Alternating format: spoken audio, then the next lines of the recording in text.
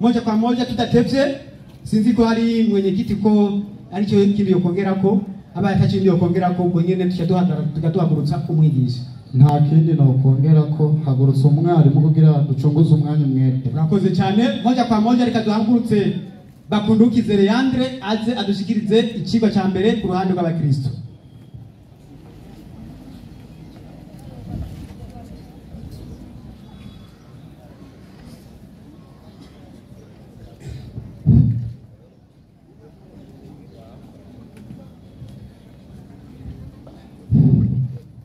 Haleluya. Amahoro y'Imana abane n'iri shengero ryose. Manje sabe abahagarikizi bamanze bamene umunota numwe nganire n'ishengero kuko mu by'ukuri ndafise impamvu umwe canke ibiri. Impamvu ni maze imyaka myinshi cyane mwene data Idrissa tutabonana, imyaka irenga 10 tutaganira. Idrissa na mahoro.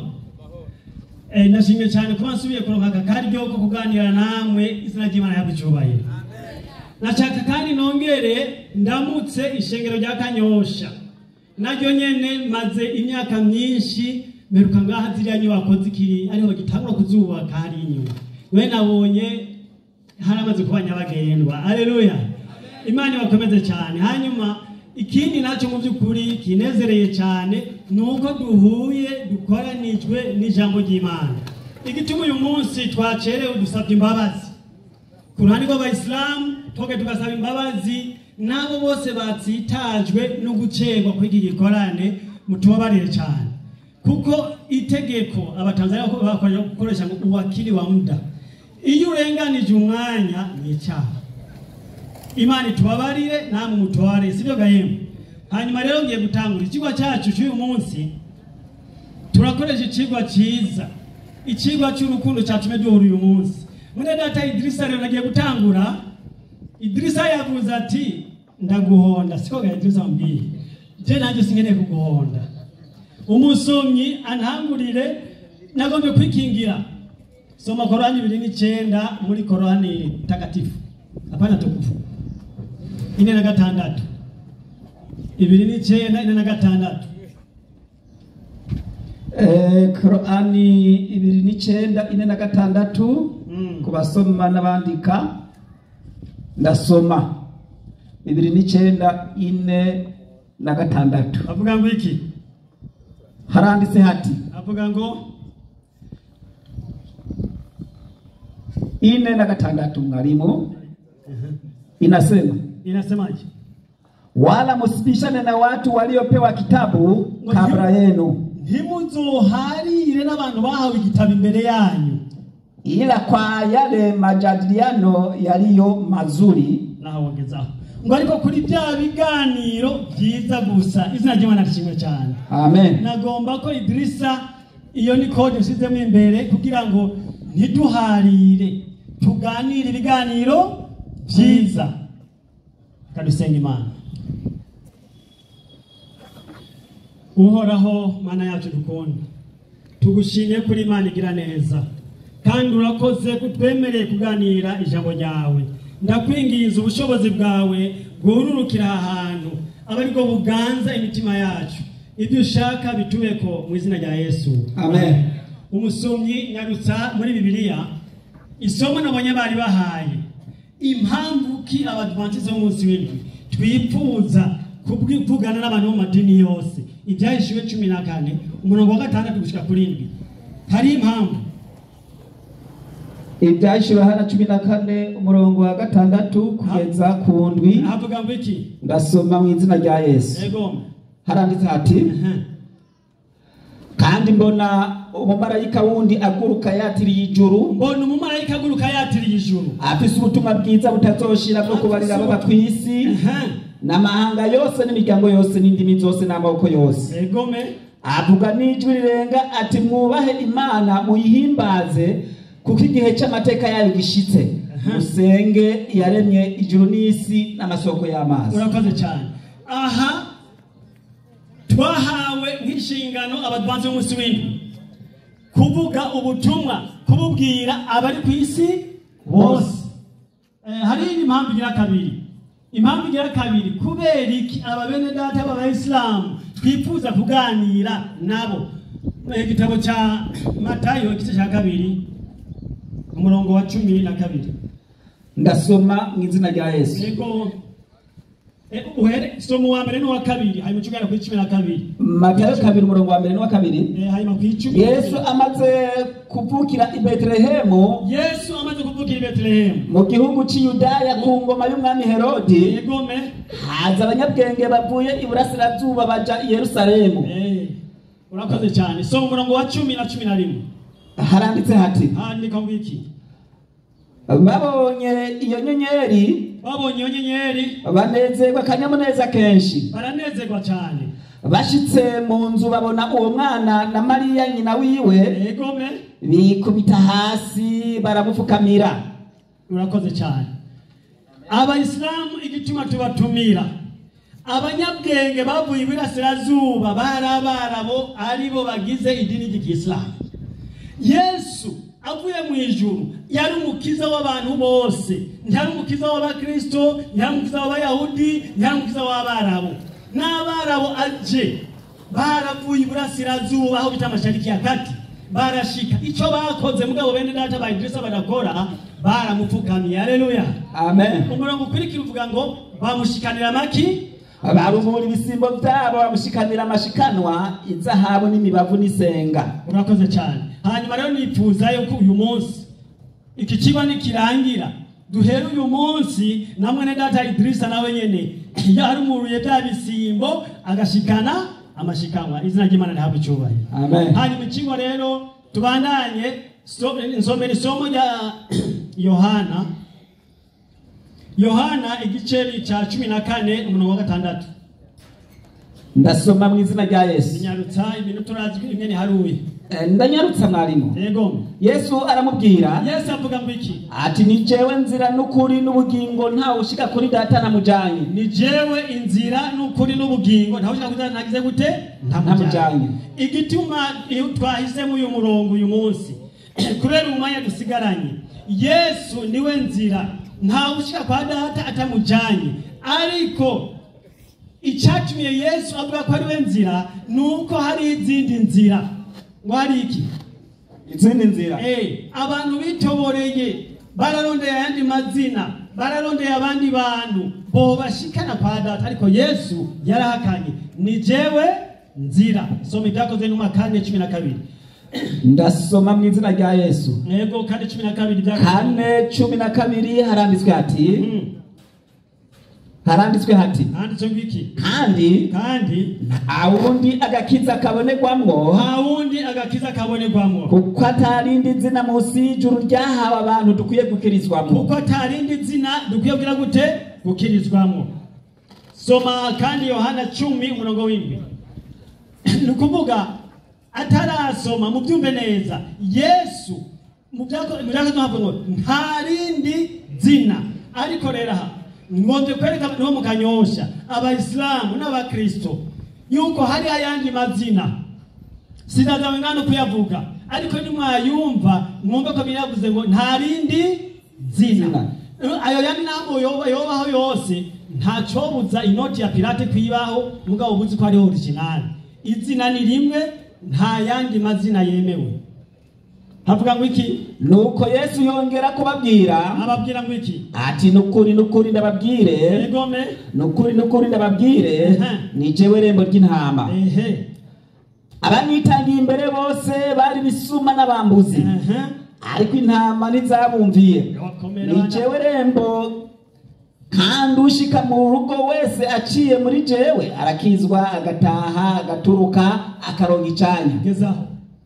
Ushika mu rugo wese aciye muri jewe Yesu araturuka agakizwa akaronka icanya muri icyo cyo ni kirundi kigoye. Araronka ishambu, araronka intoranwa yiwe. Izina ry'Imana rihabwe icyubahiro, amen. Nifuza ko buri muntu wese ari ngaha atahura ko kuba muri Yesu ari uburenganzira buguhesha guturuka ukaronka icanya, kuronka ikibanza, kuko Yesu yarabisiguye muri ya somo twasoma ngo ngiye murongo wa mbere muri Yohana 14 ngo ngiye kubategurira ahanyu buri wese azoronka icyanya izina ry'Imana rishimwe cyane. Amen. Aha rero ntibandanije Yesu hari impamvu ikomeye yatumye wenyene yivugira. Aho bona bamwanka nawe nyene yarabajije none bimeze gute? Icyatumye bivuga yabonye hari ibice bitandukanye ngaha ku isi. Zakariya 13 nyarutse umurongo w'8. Ndasoma 13:8. 13:8. 13:8 havuga ngo iki? ndahasoma.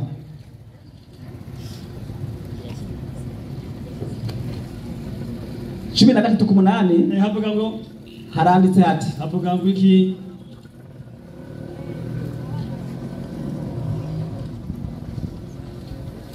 ngoja mwalimu. 13 ku munani haranditse hati, Zekariya, ego, muri ico gihugu cyose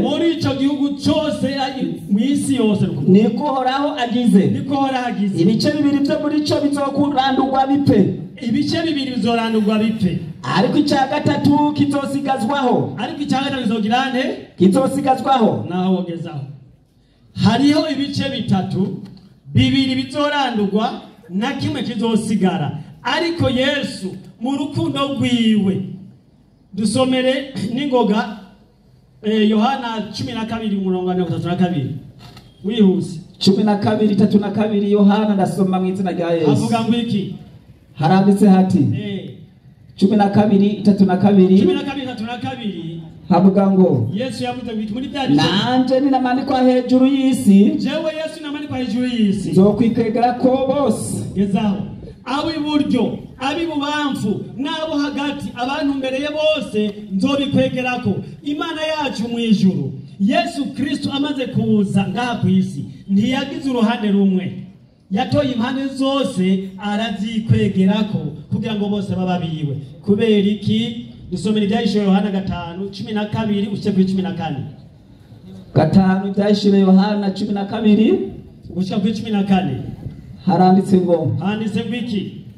ndasoma mu izina rya Yesu. 12 mwarimu, ego, havuga hati, bavuga n'ijwi rirenga, bati umwagazi yishwe abereye guhabwa ububasha n'ubutunzi n'ubwenge n'ubushobozi n'icyubahiro no guhimbazwa n'umugisha. Kandi icyaremwe cyose cyo mu ijuru no ku isi, byose byo mu ijuru na hehe no ku isi n'ikuzimu no hejuru y'ikiyaga n'ibiri muri byo byose, numva bivuga ngo iki? biti byagiye kuri irya ntebe, bona umwagazi w'intama, umugisha ube uwabo n'icyubahiro no guhimbazwa n'ububasha ibihe bitazoshira. Izina ry'Imana rishimwe cyane. Amen. Umurongo ukwikira uvuga ngo iki? Ndabandanya, kandi bya binyabugingo bine byo byahehe bine byo mu ijuru biravuga biti amen. Bano bakuru bikubita hasi barasenga. Izina ry'Imana rishimwe cyane. Yesu ari mu ijuru, ibinyabugingo n'abakuru bo mu ijuru bikubita hasi baragira gute? Barasenga. Ikibatangaje rero, ububasha yahawe nuko yitanze agapfa, ko ashobora gusengwa n'ibyo mu ijuru n'ibyo mu isi n'iby'ikuzimu byose. Ariko hariho umugwi w'abantu twashaka ko batahura ko nabo bakwiye kwigana ibinyabugingo byo mu ijuru. Abakuru bo mu ijuru bapfukamira Yesu bakamusenga. Izina ry'Imana yabwe icyubahiro. Amen. Kubera iki batamusenga rero, nagomba duhindure mu minota mike isigaye, tugende muri cya gitabo kitagira bismillahi cyitwa Korani 3:4-5. 3:4-5 ndasoma. Murababarira nako kitagira bismillahi, ariko ni gitabo bakunda gusoma batanguza yauzubillah, nicyo bituma ndagiti 4:5. Yego, kumbukeni waliposema malaika, nimwumvira haba malaika bavuga ati, ewe Mariamu, ewe Maria, ewe Mariamu, ewe Maria, Mwenyezi Mungu anakupa habari njema za kumzaa mtoto bila ya mume. ati uhoraguhaye inkuru nziza kuzobyara umwana atamugabo ufise abandanya bari kwa kutambuka neno tulitokalo kwake, ariko ijambo ryonyene rivuye kuhoraho la kukwambia zaa ukazaa pasina kuingiliwa.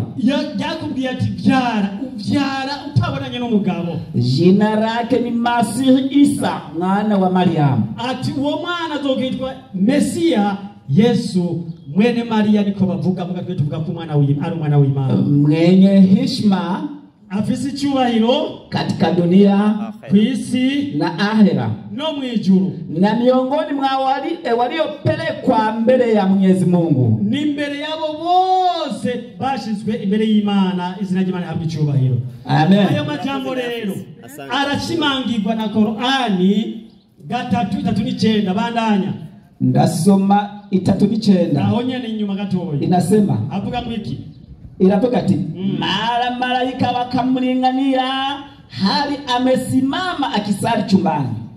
Ati amamalaika baramusangaje asenga, kwamba Mwenyezi Mungu anakupa habari njema za kuwa utazaa mtoto, umwite Yahya. Icyo gihe hariko haravugwa ko hari Yohana ari wazovuka imbere ya Yesu. Reka rero dusome ahandi. Bandanya Korani 4:3-6. Nyarutsa tugabasana barangiza hasigaye iminota ingahe? 4:3-6. Avuga mwiki, ndasoma soma 6:1. avuga mwiki. Na kwa kweli yeye Nabii Isa ati mu by'ukuri uwo Yesu ni alama ya kiyama kuwa kinaanza kutukaribia. niwe agaragaza ko umuheru twegereje. Musikifanyie shaka na nifuateni, ntimugira amakenga mumukurikire. hii ndiyo njia iliyonyoka, uwo niyo nzira igize gute? Igororotse. Haleluya, amen. Ikorani buze ngo Yesu ni nzira igize gute? Igororoka. Izindi nzira zirameze gute? Ziragoramye. Byumbi ariko ziriho. Ntidushobora guhakana ko ziriho. Ayandi mazina arahari ariko si Yesu. Yesu nicyo zina ryonyine ryahawe abantu ribahesha agakiza. Kandi Korani tubwiye ngo uwo Yesu niwe nzira igororotse, kandi aje niwe azokwerekana ko ari umwana w'Imana. Rero umuntu w'Imana, Yesu ni umwana w'Imana, kandi twebwe n'umusore cyo gutumbira mu birapfukama. Dusomere Korani 4:8-1. 4:8-1 kubasoma n'abandika haravuga hati, ushiki 8:2. Sema vuga, Mwenyezi Mungu mwingi wa rehema, uhoraho agwize impuhwe nyinshi, angelikuwa na mtoto ningekuwa wa kwanza kwa kumwabudu. Ati iyaba narinzi ko afise umwana nobaye wa mbere kumusenga. Uwo ni Muhammad avuze nobaye mbere kugira gute? Kumusenga. Mtoto huyo kwa kuwa ni mtoto wa Mwenyezi Mungu, kuko ari umwana w'Imana. Amepukana Mola wangu na ardhi. Matugeza hano nagomba umuntu wese ari nabyumve. Muhammad avuze ati ariko iyo nkamenya ko Imana ifise umwana nobaye wa mbere kugira gute? Kumusenga. Byumvikane ko umwana w'Imana agira gute? Asengwa, kuko Imana ibyari iki? Imana. Ariko ingorane yagize ngo ntabyo yamenye. Reka tubwire rero abari ngaha babyumva uyu munsi ko Imana ifise iki? Umwana. Kandi Korani yamaze kubivuga ko Yesu yavutse abyawe n'inkumi, abyawe yitwa umwana w'iki? W'Imana. None tubibabwire biki? Dukoreshe Korani ntibikunda. Reka dukoreshe Yesu avyivugire. Yego, dusomere Matayo 14. Matayo 14. Yego, amasoma abiri anyarutse. 3:3. Ndasoma mu izina rya Yesu. Yego, umurongo umwe gusa.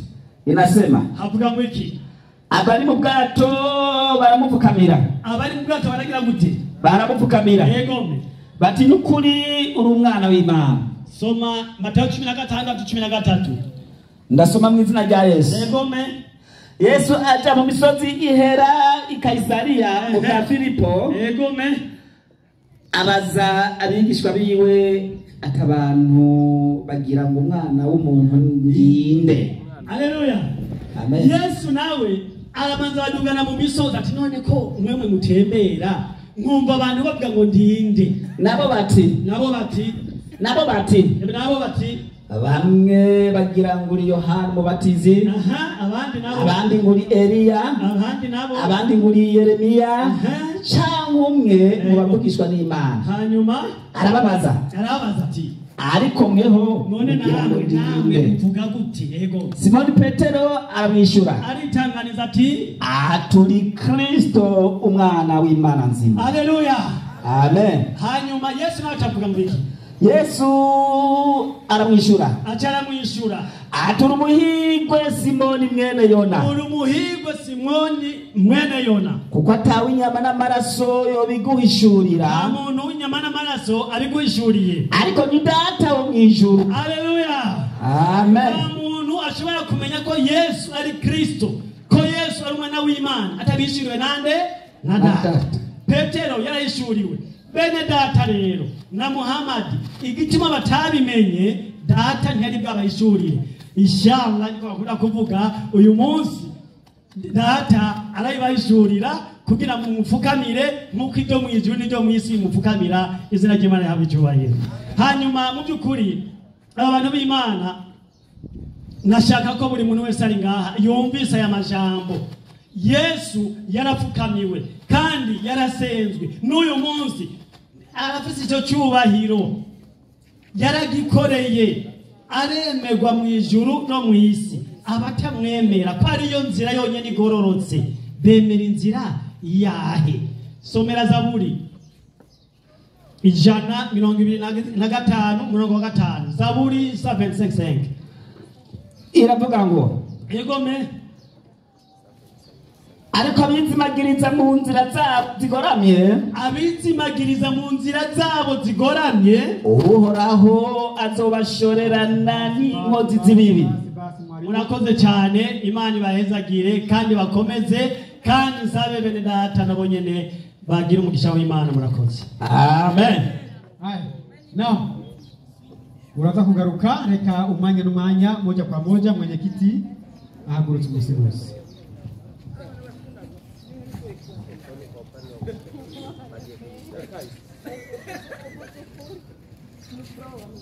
Naam. Assalamu alaikum wa rahmatullahi wa barakatuh.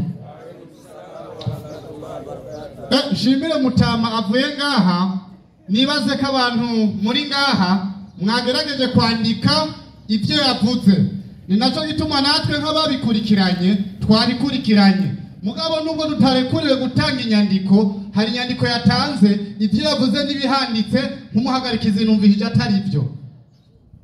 Iyo nyandiko niyo mu byahishuriye Yohana 7 ku murongo wa 11. Yavuze yuko Imana ngo bayisenga, kandi handitse yuko yavuze ko ngo basenze Yesu kandi basenze Imana.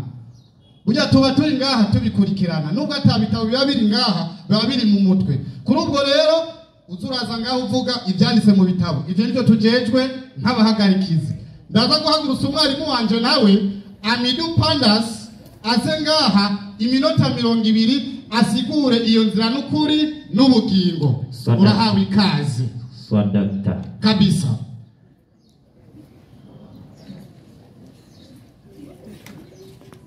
Bupfasoni nivuye mu bupfasoni bunye buke mahrani. Aha, buke kabisa. Urahawe ikaze. Naam. Bismillahirrahmanirrahim. Assalamu alaikum wa rahmatullahi wa barakatuh. Wa alaikum assalam wa rahmatullahi wa barakatuh. Alhamdulillahi rabbil alamin. Thumma salatu wassalamu ala ashrafis sayyidina Muhammad sallallahu alayhi wa sallam wa ala alihi wa ashabihi, amma ba'd. Naam.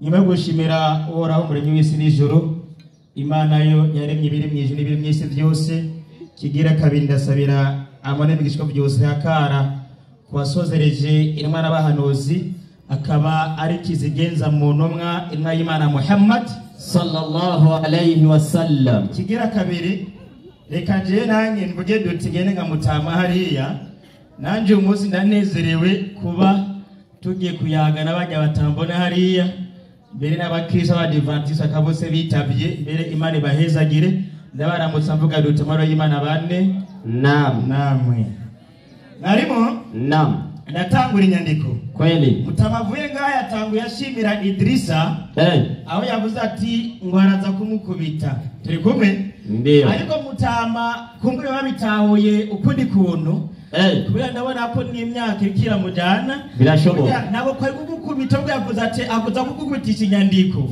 oya simigere nigumira makofi mutama oya inyandiko ziza gukora ngaha kweli ndavugira ubwoba ni inyandiko za gukubitisha Idrisa kweli kabisa ndio turi kumwe rero kweli aho yagiye gusoma Qur'ani 2016 asome Qur'ani kubisubiza Qur'ani ikirundi tafsiri 2046 nande ni 2946 ndio asome mbere nanje genda nk'abatabo ko namutamaye nk'abatabo sawa kabisa nanje uko bandikishe nk'abatabo nyene mbaje kwikinga kuhoraho andinde na satani yavumwe naho yavuze ati ni gitabo kidatanguzwa bismillah ugiye kuraba Qur'ani na Bibiliya ahanditse bismillah muri Qur'ani Bibiliya nzimuhere mwitanguriro gushika mu byinshi Yohana namwe handitse bismillah mutamu nana hamwe ibyo byanditse muri Qur'ani kweli kabisa yakuza muri ikunda bismillahir rahmanir rahim ubisanye mu gitabo kitwa ngiki Qur'ani muri Bibiliya biri mutama turavuga n'ukuri mutama turavuga n'ukabana n'imyaka uranakutse somera mwarimu inyandikira gira iti kandi ntimugaharirize bamwe bahawe igitabo kiretse ndio mu buryo bw'ibiganiro gusa iyi ni Qur'ani rikiraduhanura twebwe kwinyigisho zinwa y'Imana Muhammad ati nimugaharirize babandi bahawe ibitabo abahawe ibitabo n'abayahudi bahawe igitabo cy'amete amategeko cyitwa Taurati irikombe ndio abanaswara bacha bahawe igitabo cyitwa Injili kumubiswa n'Imana yitwa Yesu abayahudi kandi bunga bahawe ikindi gitabo cyitwa Zaburi ibitabo birazu mu mateka n'abahinga barabizi n'abesa muturabizi abayatubwira ngo tubahariza kuko bifite amateka na Yesu yarabavuze ubwabo bane yakwanze inyandiko inaendelea ariko abahemutse muri bo aha rero twebwero Muhammad mutuba bwiwe atatwereka ati muri andi bahawe igitabo cyangwa bahawe ibitabo hariho n'undi mu bugira kabiri wahemutse ugenda ku bindi byo bahawe bandanya abahemutse muri bo babwire ngo abo bahemutse muri bo twebwe twaje kubabwira mutama twaje mutegera amatwi twaje babwire ngo tubabwire ngo iki twebwe twemeye ibyo twamanuriwe twebwe abesera mutware ibyo twamanuriwe Qur'ani ibe nivyo mwamanuriwe ibyo mwamanuriwe twarabyemeje kuko turanabizi uji Imana yacu Allah ariko nana mutawe kandi mwongere mumenye Imana yacu uhoraho umuremyi Allah ni imwe ni Imana imwe rudende mu kinyarwanda bati ni Imana imwe rukumbi kandi niyo Mana yanyu ati niyo kandi Imana yanyu namwe nubwo mwahemutse mwaratinzira natwe twicishije bugufi kuri yo natwebwe twise bugufi kuri yo turabaki abayisilamu takbir Allahu akbar tazinyariko zidacane mutaha kweli kabisa imani guhezagire kweli ngora nenda kenye madaguhaya kantu oya je aze kundaba ku mugoro okay wala kuraba je ndakenye inshallah twagiye mwarimu ndio yari maze gweruko kweli Yesu ati neza ko hari abantu bahawe ibitabo kandi n'abanyabwenge kweli ariko barahemutse kabisa Matayo 23 abo barahemutse acaza abanyabwenge b'ibitabo byanditswe mu nyuma kweli kabisa 23 inasema maze Yesu uyu ni Yesu ni Nazareti wa Mungu wa Maria maze Yesu abarishengero n'abigishwa biwe yabarishengero nange nasubiyemo niko barishengero n'abigishwa ngendo mwarimu n'abasigaje kugatuma abanyabwenge b'ivyanditswe n'abafarisayo n'abafarisayo bicaye ku ntebe ya Mose ngaha none tegera ngo bicaye ku ntebe ya Mose bicaye ku ntebe y'Abadiventiste ishengero ry'indwi ry'umunsi wa kangahe w'indwi Abadiventiste b'umunsi w'indwi abaho bicaye bandanya nuko ivyo babarira twebwe n'ibyo muza kutubarira mubikore turaza kubikora kandi muvyitondere ariko none turaza kubikora ngo turabyitondera duje mu bwenge duheze dushishoze n'ubwenge bwacu ariko nimukurikira ibikorwa vyabo ibikorwa byanyu kubera ko mwamaze guhemuka ntabwo twobikurikira kuko ivyo bavuga atari ivyo bakora. Tama mwebwe na Forubert ibyo muvuga si byo mukora. Kandi Ati kandi bahambira imitwaro iremereye igo yitwara. Yebwe imitwaro muvise rugira rero irabaremereye. Bakayikorera abantu ku bitugu. Aha baramaze kurusha abadivantiste. Ariko ubwabo ntibagomba kuyikorera. Ariko ubwabo byo kwabanye bagana ngo bashaka kuyikorera bayihe. Ntibagomba kuyikoza ko n'urutoke. N'urutoke nibakoza ko kabisa. Ariko ibikorwa byabo byose babikora kugira ngo barabwe n'abantu. Agara kwanza ngaho. Yesu ati ibyo bababwira mugira iki? Mubikore. Ariko ibikorwa byabo mugira iki? Oya ntabyo twokwemera. Ati mugende utase mufunge break. Tuzabamenyera ku byo bama. Yesu ati tuzabera ku byo bama. Ati kuvuga ati yeri ngo Yesu n'umwana w'iki? W'Imana. Ibikorwa byabo nabyo tugira iki? Ntabyo dukurikira. Nabyo toshira mu ngiro. Kubera Yesu n'umwana wa Mariya. Umwana w'Imana. Kandi yarezwe nayo fu. Turagereye. Iyo Mana yoja mu bagore. Qur'ani kiratubarira gutakukikira mwarimu. Ndiyo. Suratu Nahari 16:15 Qur'ani. Suratu Nahari. Tuyo tuje kubigisha no kubahereza impanuro nuko. Kabisa. Ndiyo msoma? Inasema. Aya 125. Zuratungira iminota ngena n'iminota zuranyereka. Ndiyo. Sawa kabisa. 7:7 Qur'ani. Inasema baada a'udhu billahi minash shaitanir rajim bismillahir rahmanir rahim. Ikindi kigabane muri Korani cyitiriwe inzuki soma. Bahamagare. Ati bahamagare. Batumbere mu nzira y'umuremyi wanyu. Mutamare twaje twebwe turita ubutumire bw'iwawe kugira ngo tubahamagare mutumbere mu nzira y'umuremyi wacu umuremyi umwe rudende. Mu bwitonzi n'inyigisho nziza. Tuza gukoresha ubwitonzi nta mvugo z'ubutandero cyangwa zo gucoza dukoresha imvugo z'ubwitonzi kandi uvugane nabo mu mvugo y'urufasoni kurusha. Tuza gukoresha imvugo y'urufasoni kugira iki?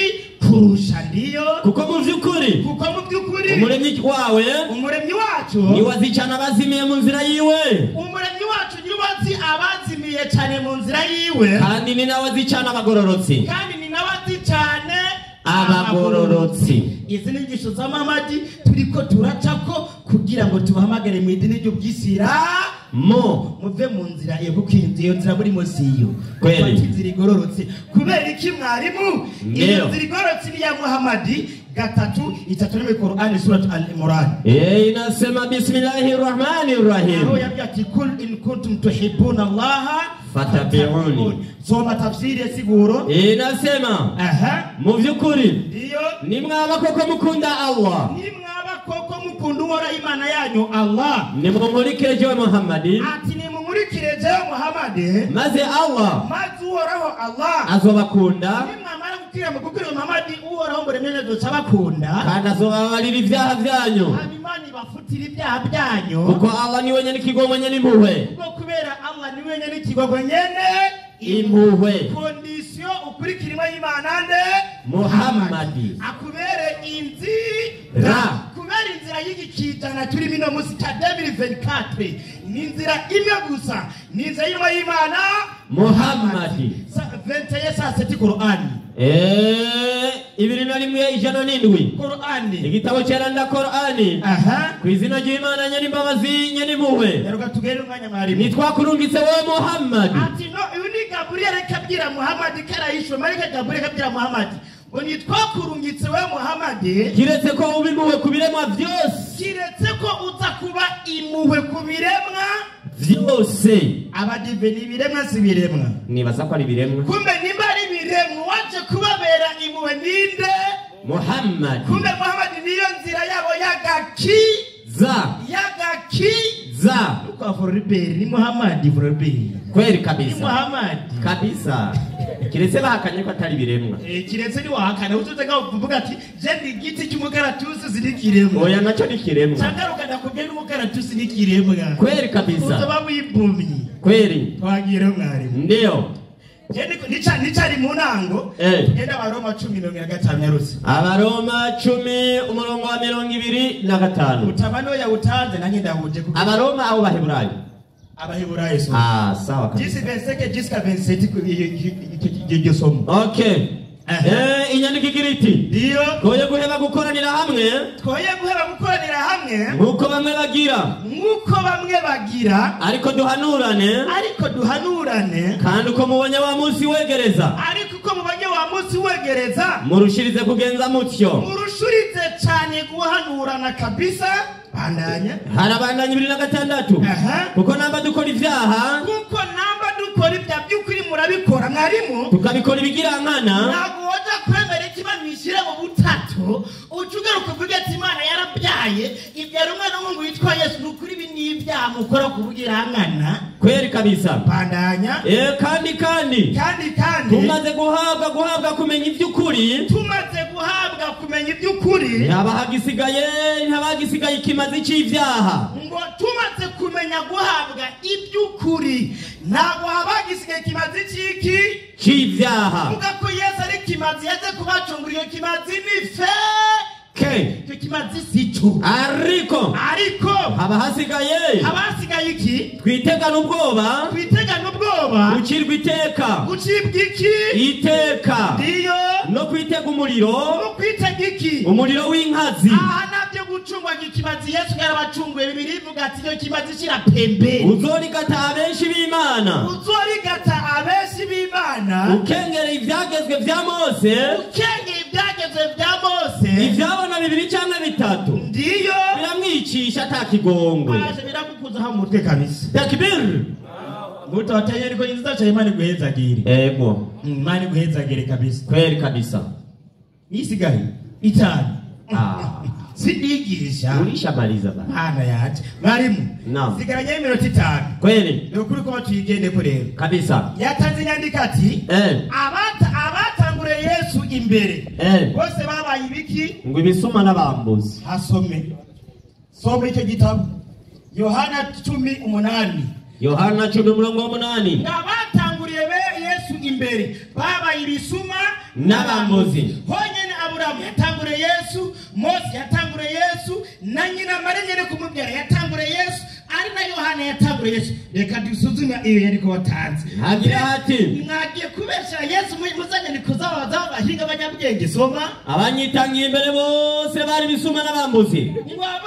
abanyitangiye imbere bose nta numwe avamwo ngo yari bisuma niki n'abambuzi sekuzo bemere yari gisuma niki n'umwambuzi Mose yari gisuma niki n'umwambuzi Dawidi yari gisuma niki n'umwambuzi Mariya yari gisuma niki n'umwambuzi Yohana umubatiza yari gisuma niki n'umwambuzi abagabo babatizwa na Yohana gisuma niki n'umwambuzi agakiza kavuye ku gisuma agakiza karabaho kibisumba kweli ariko gamutabo y'inyandiko yitanduba kari yindari y'ukuri umva kari y'ukuri nyandiko byamucanze usizemo logike y'ubwenge birasa hamwe ubwenge oya ariko no kumutahura mwarimu cyangwa ari isinda kubyemera kubera iki reka mbere kwanza mwitanguriro 12:3 itanguriro inyandikira mubwira iti ibarira Aburahamu nukure y'amajambo wasomye je sinayemeye oya nanjye yo sinoyemeye niteka mitwe y'abahinga soma 12:3 itanguriro Imana ibarira Aburahamu ati Imana yabwiye sekuruza Aburahamu yatangure Yesu imbere yamubwiye ngo iki atabazoguhezagira we Aburahamu ati wowe Aburahamu abazoguhezagira wowe zobahezagira ati nanjewe nzobahezagira kandi uzokuvuma ati n'abazokuvuma nzobavuma zogira iki nzobavuma kume twisu inyandiko ya Yesu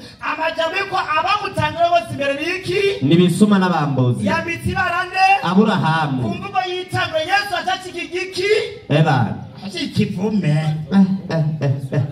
Simana bivuze none ni hatari abazokuvuma zogira iki nzobavuma Yesu niwachaguma Aburahamu ngo gisuma n'iki n'umwambuzi Yesu ari kiki Yesu niwe cyacika ikivume ku mvugo y'Imana cyakimazi cyacungura abakirisu niki ikivume yo mpamvu na Paulo yavuze ati Yesu yacize ikivume ku bwabo Yesu ndimo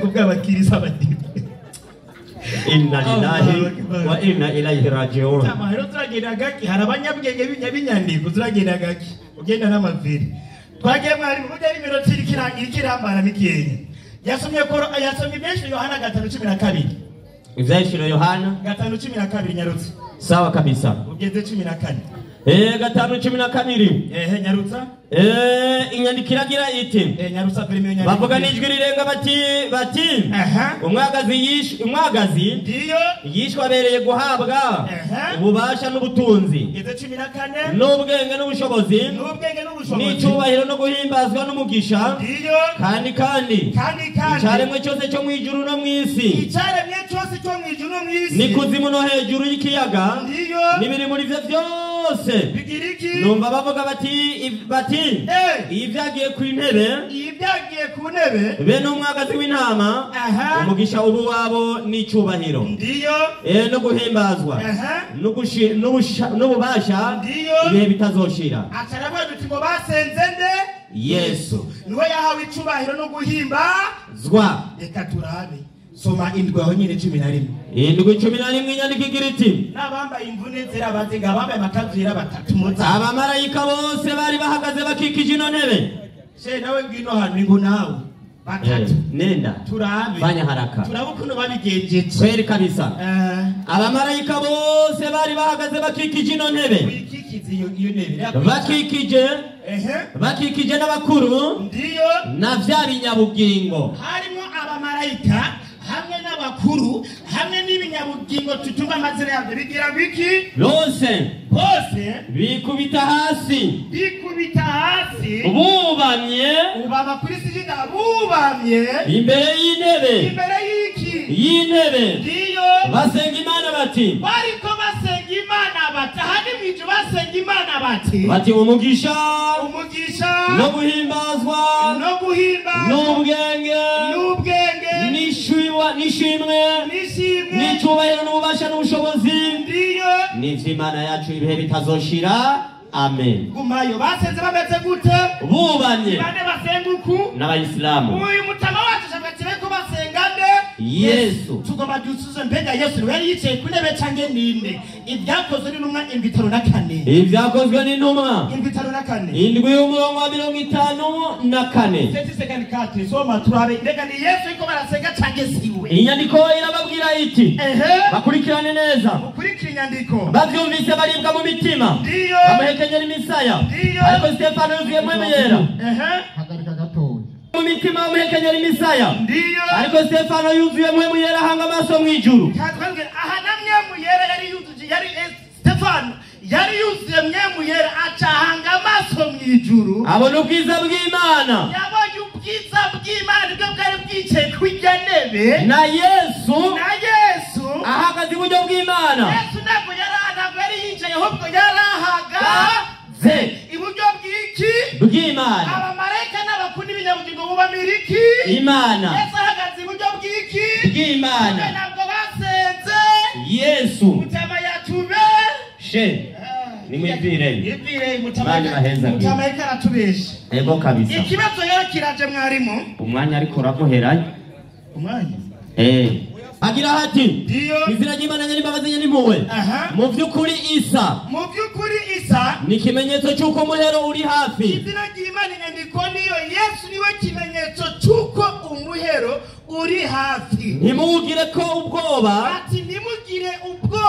ntimugire ko amakenga ahubwo jewe Muhammadi uyu Muhammadi ariko aratanga inkuru nziza acarahindukira acaravuga ati ahubwo jewe Muhammadi nimunkurikire mutama cyatomeka bakaja bati bakurikire Yesu kandi ari gukurikira Muhammadi ari gukurikira Muhammadi kuko iyi niyo nzira igororotse takbir izigorotse y'Ubuyisilamu gukurikira Muhammadi bandanye nuraheza 62 ugeze 44 kandi shetani ndiyo ntababuze kwemera Imana ati shetani nababuze kwemera iki kuko n'umwasi wanyaboneka hagarara shetani ngo nababuze kwemera iki Imana ni imwe rudende itigera ija mu butatu bweranda kuko uyishize mu butatu uzorenze ibwirizwa rya mbere ntukagira izindi mana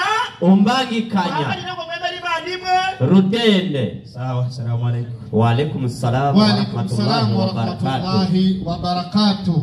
Urakoze cyane gusigurira abene data baba Kristo ducunguze umwanya umwete mpagurutse mwenyekiti kugira ahagurutse umwarimu mu minota 10. Haleluya. Haleluya. Amen.